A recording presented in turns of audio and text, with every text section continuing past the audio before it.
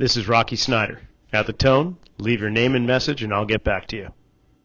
Reach up into the sky like you were at the airport getting a pat down because they discovered 150 mils of apple butter in your bag, and they think you're gonna blow up the plane like some kind of apple butter vegan terrorist.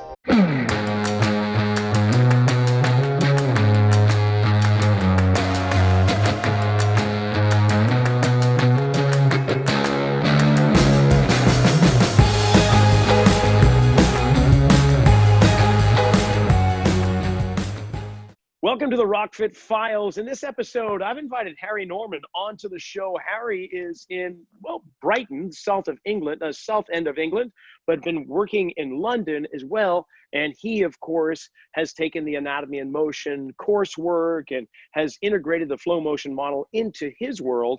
And I just want to bring Harry on and start off the show. Harry, welcome. Hey, dude, how you doing? The Rocky Snyder, mate. I've heard a lot about you. Oh, it's all lies. I spend a lot of money spreading rumors. That's what it's all about. Yeah. The first lie was I thought you were Dutch with the name Snyder. but yeah, but honestly, where my genealogy takes me back is to Stratton upon Avon, right? Is that Stratford upon Avon? Stratton. Well, Stratton is one of the family names, and we dated back through the Mayflower back to about 1610 in England. So the name Snyder is German, as far as I'm aware. But no, I'm just a mutt. I think I'm a mixture of everything, everything good and bad, perhaps. But you yourself, we were just talking just before the show, and you were just about to tell me your path into doing what it is you're doing. So maybe how about a brief explanation of explaining what you say you are in regards to a label or a title, what you do, and how you got to be there. Wow. Titles have always been something that I've tried to avoid.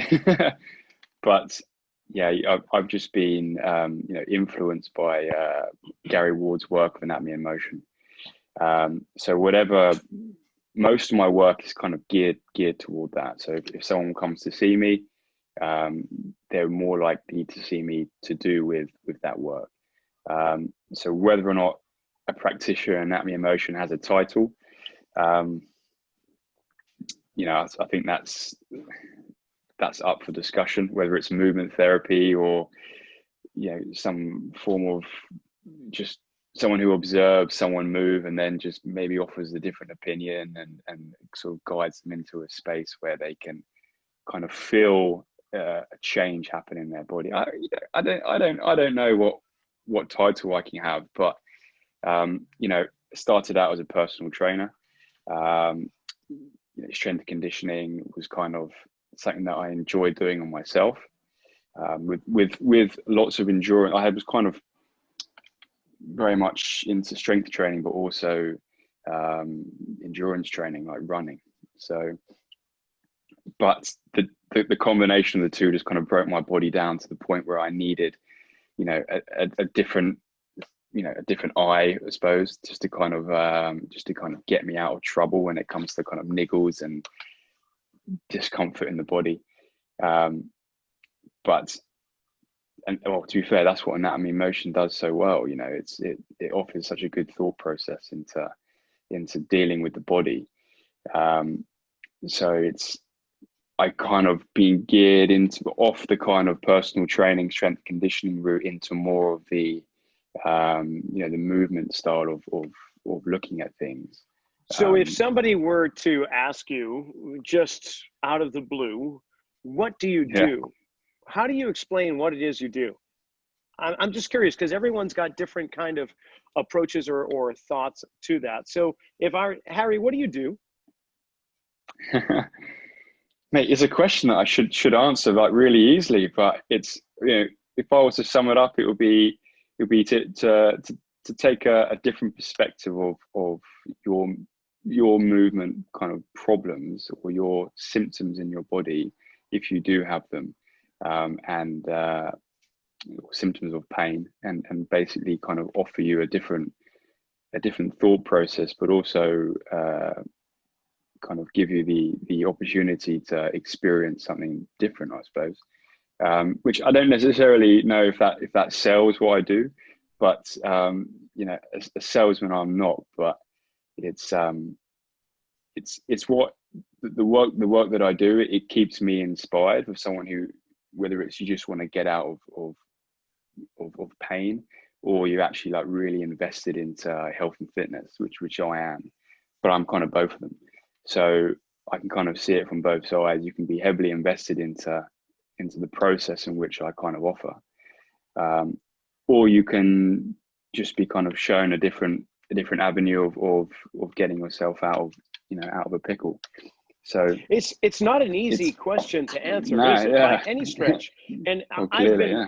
oh no, yes, I've been really hitting my head against the wall for so long when people ask me, what do I do? Because instantly you're really trying, they're asking you what you are. And we can label ourselves like personal trainer, strength coach, movement therapist, like you say, but at the same time, really, what it is that we do, do we help to create a new experience for a body that has certain patterns that have evolved into painful places?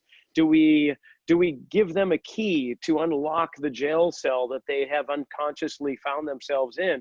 I mean, there's so many little elevator speeches, but in a nutshell, you help to guide people out of places where they have been ruminating in.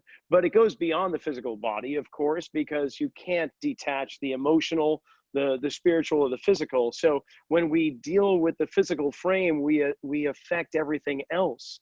And I'm sure you've seen that you work with somebody, you give them an experience of movement they did not know they were capable of, and suddenly that transforms them into a different person in some ways, where they desire to go forth and do something that they didn't know that they could do, or they've always aspired to. So yeah, it's a hard question. So I thought I'd throw the hard ones at you first and make it easier along the way.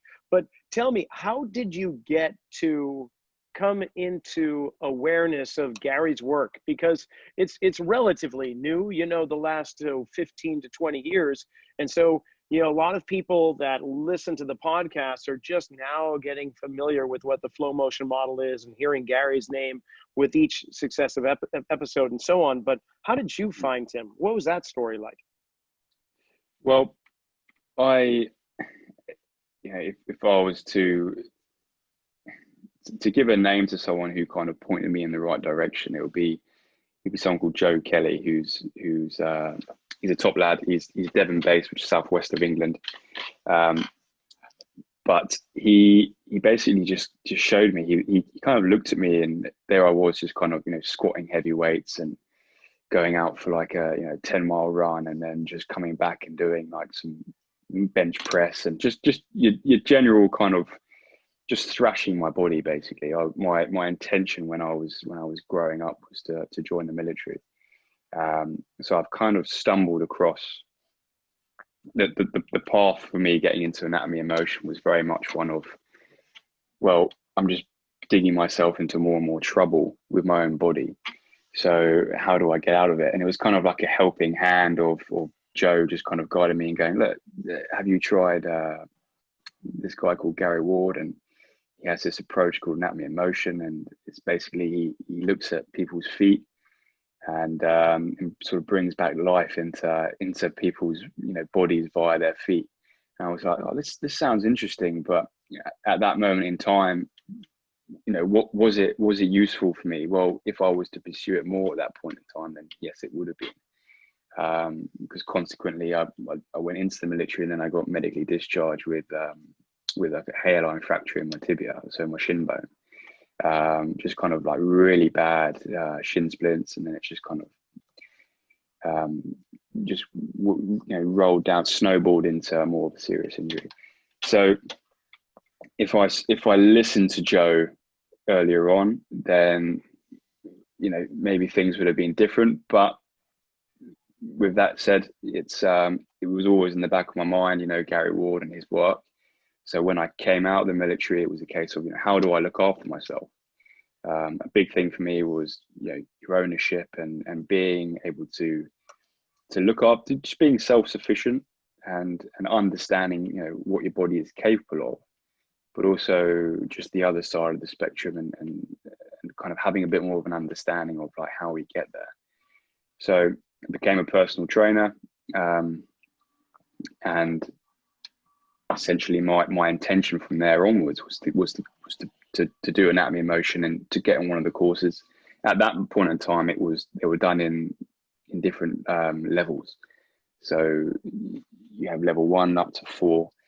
And then when I did it, they were just starting the immersion courses, which were awesome. I think the immersion courses is great. At the moment, they're doing it at the moment, just purely because of you know, COVID and what have you. But the immersion courses, I've been lucky enough to go on a few.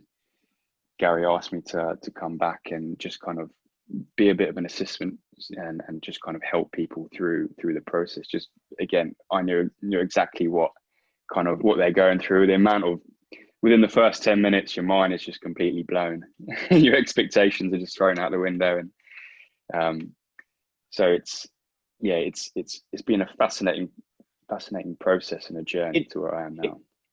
What I've found in the same situation where you've been asked to come back and maybe be just an assistant when the breakouts occur and so on, is that I learned so much more. I won't say being a teacher, but being maybe a guide for those that are new to the coursework, and was able to see so many different avenues into the same information, because they're presenting it very similar but with different twists with each course, with each immersion, that it's just wonderful to actually be able to try and communicate your understanding to someone else. It just reinforces it. You found that too, didn't you?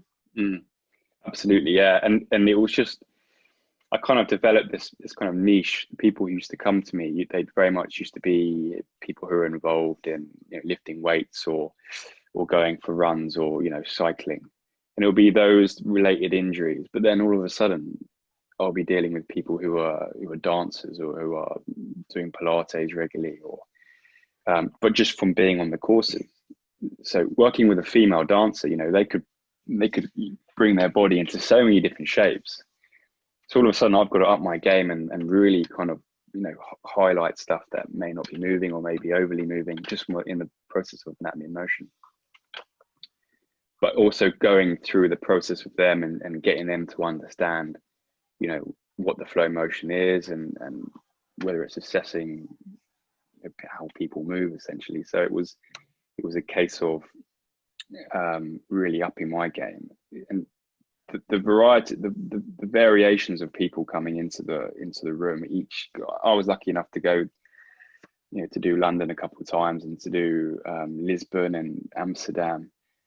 And not to say that there were loads from different countries, there were loads of different styles of how people move, but it was a case of what I noticed in Lisbon, people, they were a lot more, I suppose, they're a lot more kind of intuitive to dancing. So they can move their hips really, or their pelvis really well, not just their hips.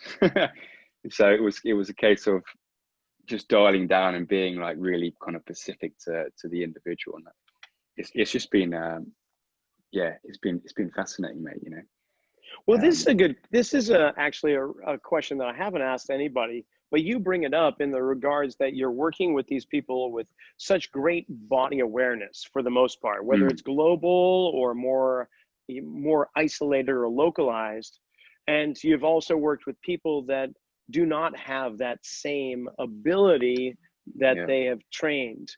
What's the major difference for you working with those two types of individuals, the ones that have remarkable awareness compared to those that are really lacking a true connection with their physical frame?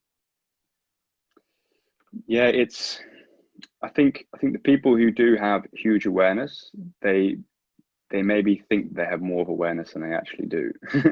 And I suppose it sounds harsh, and not to pick out people in particular, but I think people are very good at compensating to kind of, you know, bring an intended task. So say if you were to ask someone to flex their thoracics, someone with good body awareness would do it in a way that is very forced, or it's kind of, they bring in a lot more movement just to kind of help the one task of flexing your thoracics, for example, or whether it be extending a knee or what have you. They often go into such like high ranges that they have no choice but to kind of force the movement, or go too far beyond a movement and kind of miss the detail of what we're asking them to do. And the people with no body awareness, it's very obvious that they can't do it. So it gives us a better kind of platform to work on. It's almost a case of getting someone to speed something up. The person who, for example, can't do the movement, the person who does too much of the movement, it's just then getting them to slow down. But it then becomes into the space of their perceived movement or their perception of what they're doing. The person who has a high body awareness, they generally perceive what they're doing is what they're doing. So if you get someone to flex their thoracics, they think they're flexing just their thoracics when really they're doing all sorts of other stuff in the body. It becomes this massive kind of, do you realize you're doing that, and do you realize you're doing this? And it's always a puzzle. I've been doing this work for a number of years, and every day I do a check-in, and even now I have to just assess myself in the mirror just to see, am I actually doing this?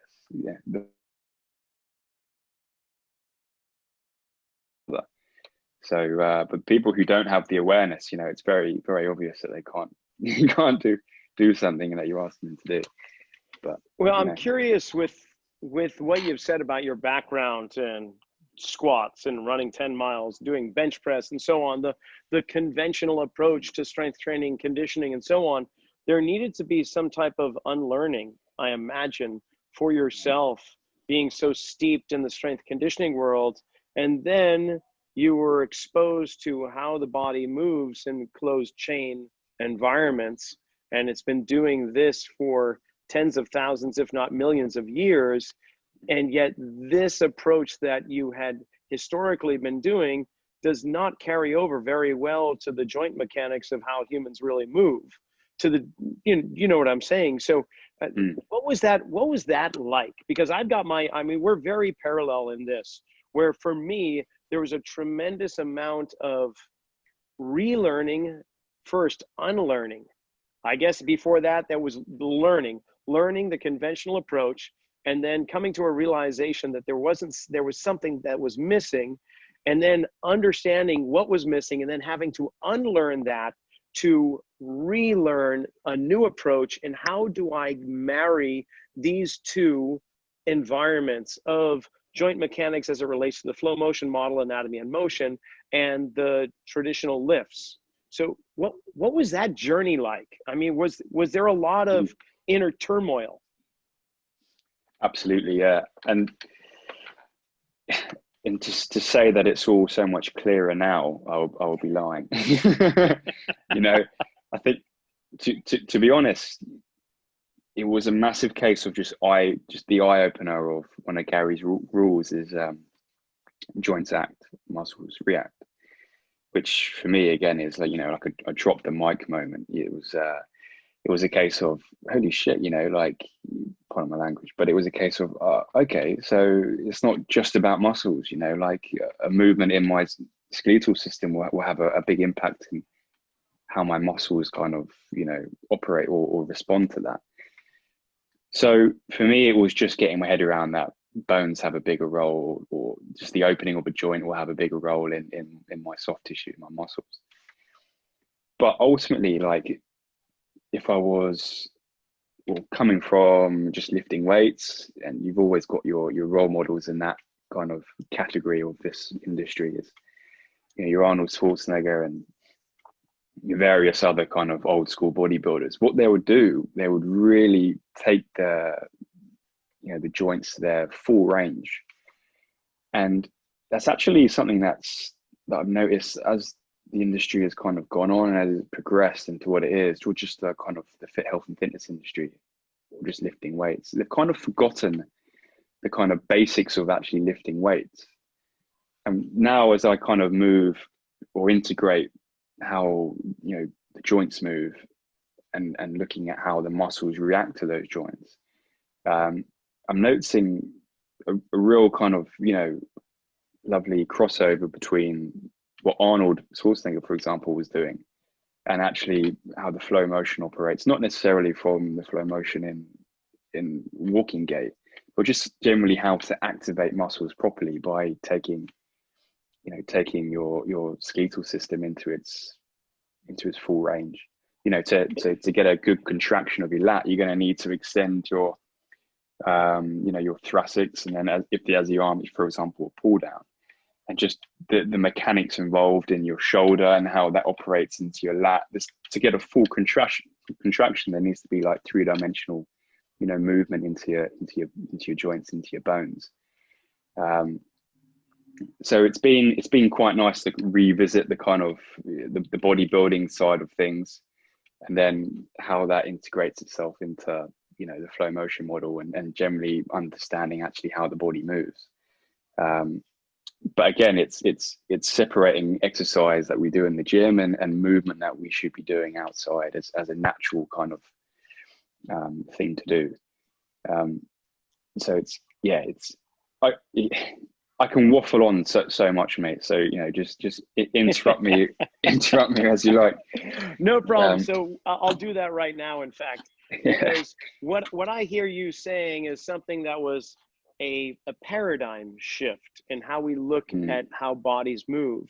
We were coming primarily from a muscle centric approach of looking at how somebody moves as it relates to the muscles.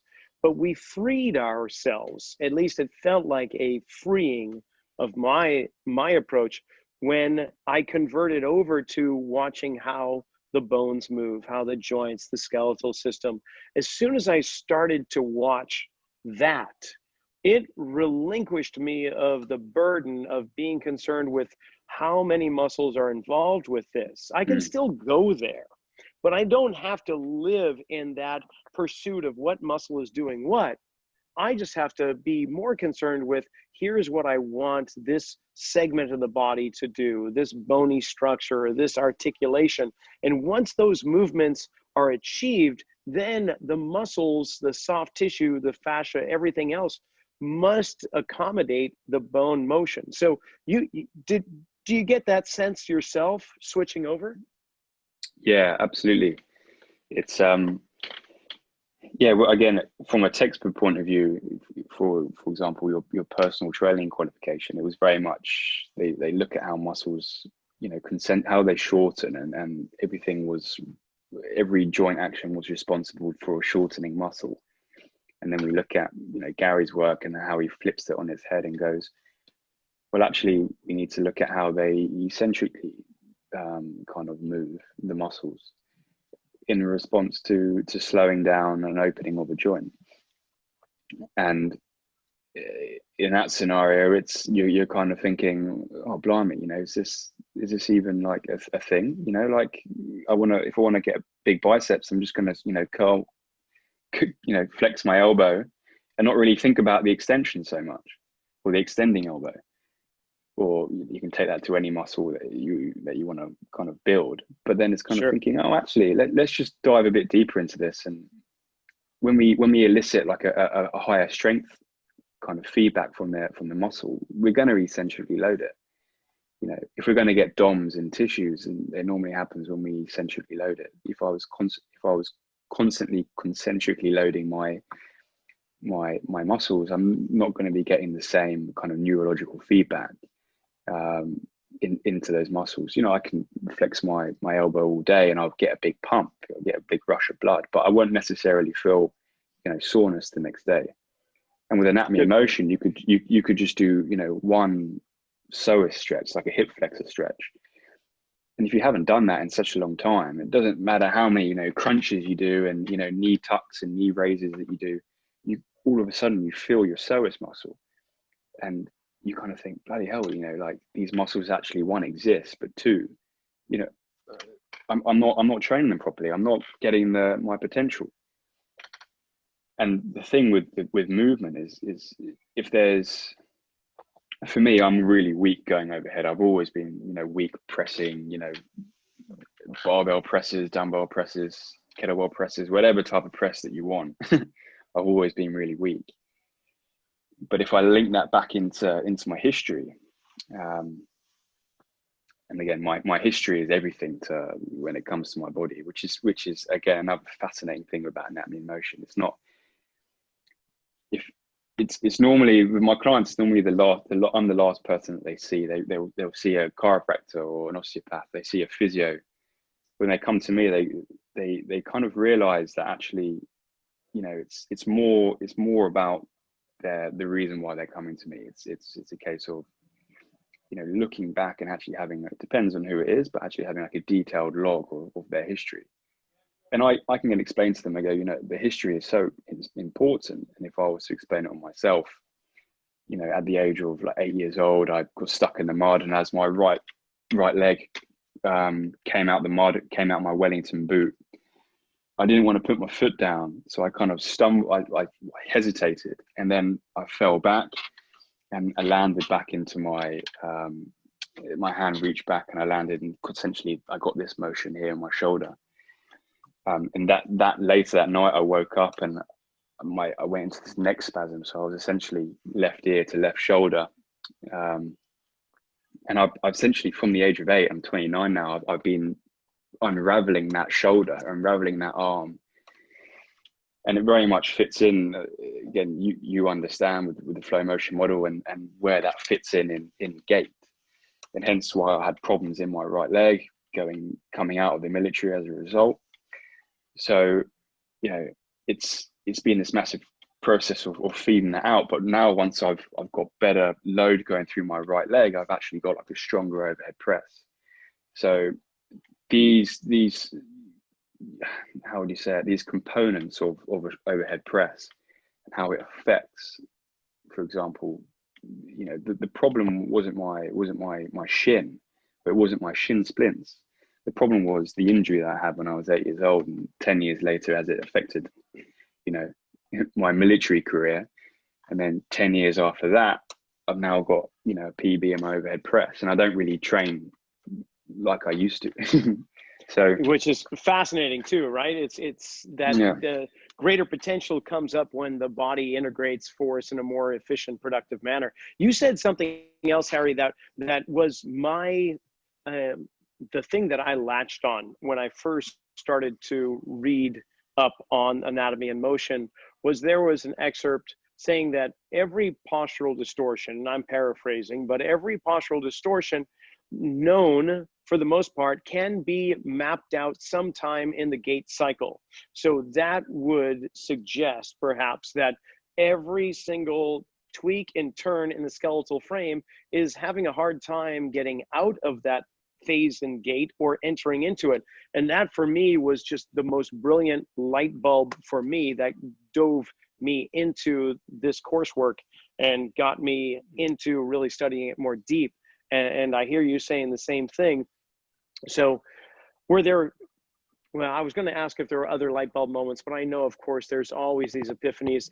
And rather than go there right now, what I'd like to know more is the approach you take with the people that come and see you. You've got many different types of assessment tools to choose from. What is the typical, aside from taking their history and understanding what their storyline is and what happened before that happens, to put them where they are today? Do you use any type of force plate or poor man's foot scan? Do you do a static assessment as well as a dynamic check-in or some type of dynamic kind of assessing or screening process? Take us through, what is your typical kind of assessment process? Well, yeah, I don't have any fancy equipment, but the results that I've got, for example, of a poor man's foot scan, and the name says it all. It's been phenomenal. But ultimately, the first thing that I like to kind of highlight when someone comes to see me is very much, the onus is on you, and it's a case of, this is your body, this is your decision to come and see me. It's your decision to leave right now. It's quite blunt, if I'm honest. It's because without kind of, stereotyping, there would have been scenarios where they probably get a little bit, mollycoddled, some of the people that I've seen. And I just like to hit the nail on the head and just go, look, I rolled my ankle last week. I'm in pain, and I understand your pain. It's not like I'm completely, void of understanding pain, and I'm constantly moving, 100%, and I'm never get injured. So I empathize them from that. I kind of go to their level of whatever the symptom that they're at. But I always kind of put it back. The onus is always on them, and it's up to them to fix themselves if they use that language of, oh, I'm coming here to fix you, which has been said before.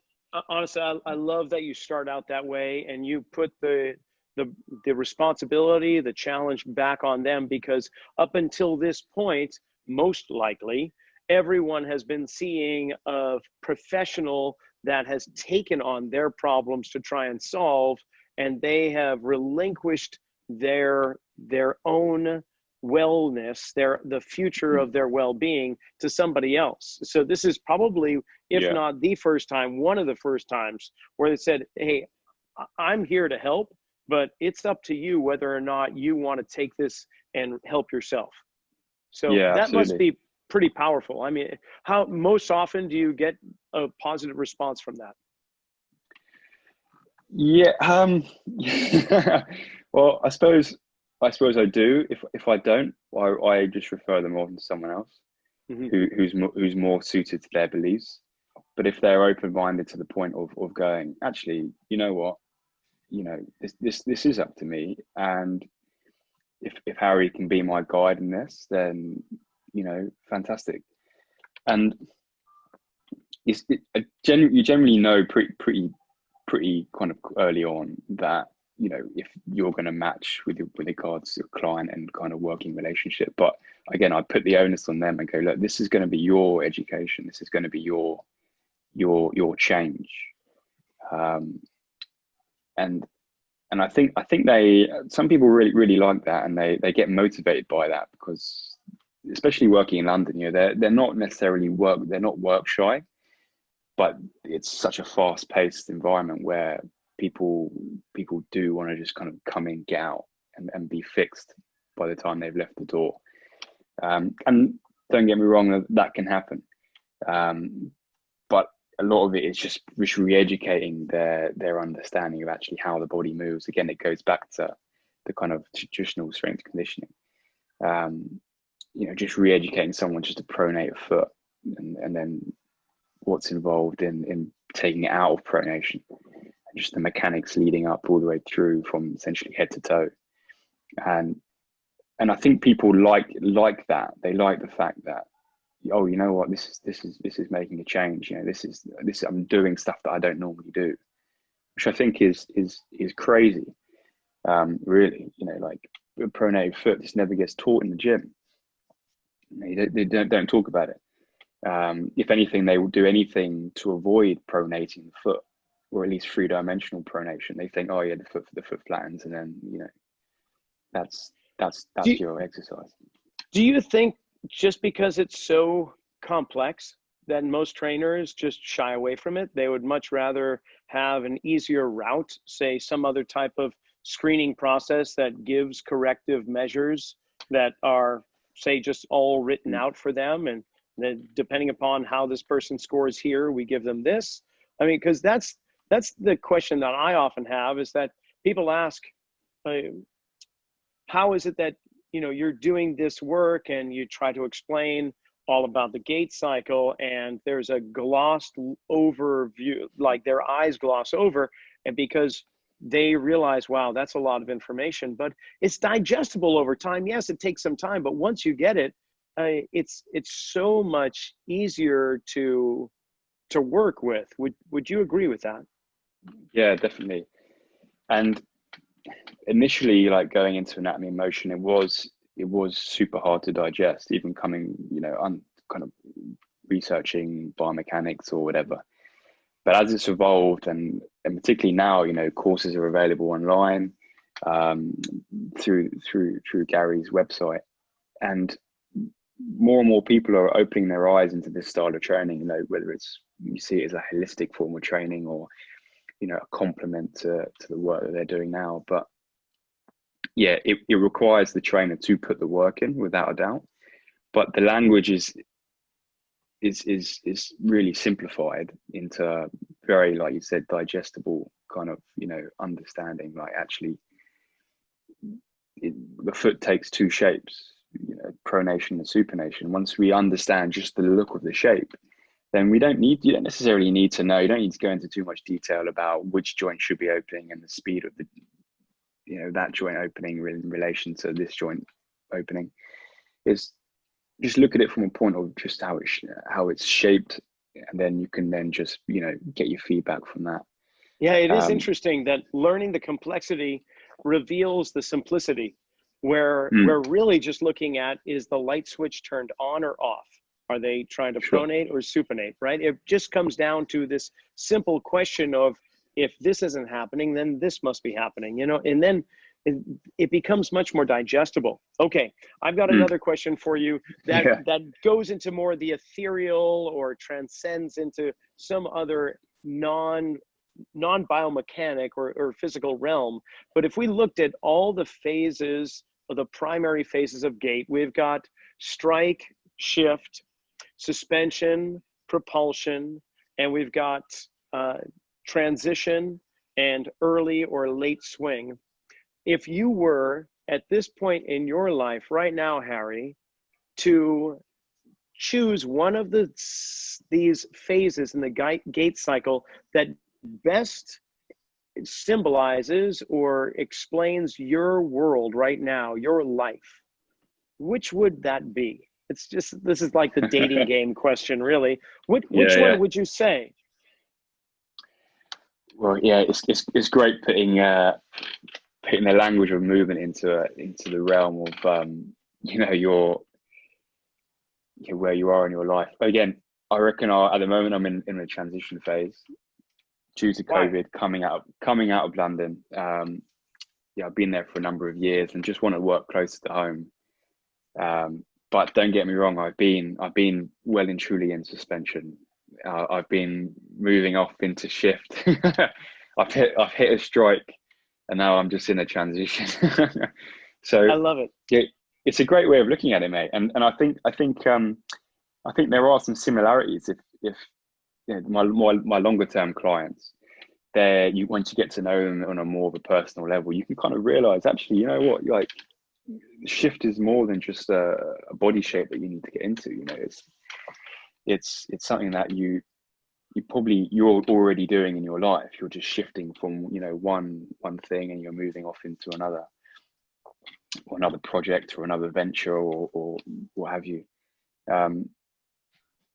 But yeah, I think with all these sedentary bodies in lockdown, I think there's going to be a lot of people having to learn to to do some more suspension and coming out of that into transition. But it's a fun little kind of practice that I sometimes do when I think about myself, but also think about the people that come see me, going, well, if they're living in this phase, what does that mean outside of their physical frame? You know, if they're in the strike phase, this is the moment they're ready to land on something. They've just made contact. They're ready to just send their body, and yet at the same time, they're a little bit fearful of making that commitment, right? Compared to somebody that's in the suspension phase, that is fully loaded, that is feeling the gravitas, and everything in their life just moments before they're ready to spring forth. You know, we can Absolutely. turn it into a real philosophical way of thinking, but we can go on for another hour, but unfortunately we're kind of up against the clock. And here, I haven't even spoken about your business name, because I'm very curious. The name of your training company is called Cogma, Kogma. And is that a derivation of cog work? Absolutely, mate. Yeah, there's a few different reasons for it, but the chord struck when I was on my first course with Gary, and I was like, oh blimey, these cogs, they're fascinating. and then the old symbol again, it's kind of like the infinity circle, but it also is it's an old like Nordic rune meaning the Gaz, which is like the start. It's prosperity and health, like a new beginning in health. But the end of one day and the start of a new day. So it's kind of a bit of a chapter in my life again. So it's yeah, it means that. But again, I suppose if you turn it around again another 90 degrees, then it's the without the circle, but it's the oh blimey, I forgot their name structure. Now. Yeah. No, the what's it called? The movement at the moment. Lemniscation. Yeah, well, yeah, no, sure, but it's the Extinction Rebellion. That's what it, yeah. That's the kind of, I suppose they use it as more of a like anarchy almost. Yes, yeah. In some ways, rebelling. My intent, yeah, again, and the Cogma again, it goes against the dogmatic approach. Like this is Cogma, not dogma. Brilliant. Honestly, there's so many underlying levels to that. Yeah. I absolutely loved it. The first time I saw it, I thought, oh my gosh, that's fantastic. I truly love it. Yeah. So Harry, if people want to get in touch with you, here's the time that we can give out like contact information. How do they find you in Southern England? Well, Southern England, you often find me running on the South Downs, which is like some hills and just north of Brighton. But if they want to contact me just online, it's Harry, or no, sorry, it's cogma.co.uk. The .com was taken by some gaming site. I don't know what that's all about, but so, yeah, cogma.co.uk. But yeah, on Instagram, I've got a small following on Instagram, which is Cogma Kinetics. But yeah, if you don't see me online, you'll see me running up and down the hills by the home. So perfect. Yeah. Oh, well, this has been great. I wish, honestly, we had more time. Maybe somewhere in the future we can come back together again, and I'd love to just talk shop about your training approach and mine. Where do they mesh? Where do they complement? Where do they go off into different tangents? Because I have a feeling that that will occur, and we'll have so much more to talk about. But unfortunately, this is the end here. And for those listening, Harry Norman has been doing anatomy in motion, following the flow motion model for many years now. And you can find all of his contact information in the written description below the YouTube video, as well as on the platform for your audio listening podcast portion. So Harry, this has been great. I really appreciate your time, and best of luck transitioning into the next phase in your life. Absolutely, mate. Yeah, I'm sure that will sort my fibula head out as well. So there's multiple meanings to that. But mate, pleasure to meet you, and thanks for having me on. If you'd like to find out more information about the flow motion model, anatomy and motion courses, or Gary Ward himself, pick up a copy of his book, What the Foot, at findingcenter.co.uk. And while you're at it, pick up a copy of my book, Return to Center, where I take the flow motion model and apply it to strength training and conditioning. You can get a copy of that at rockysnyder.com. Thanks for listening.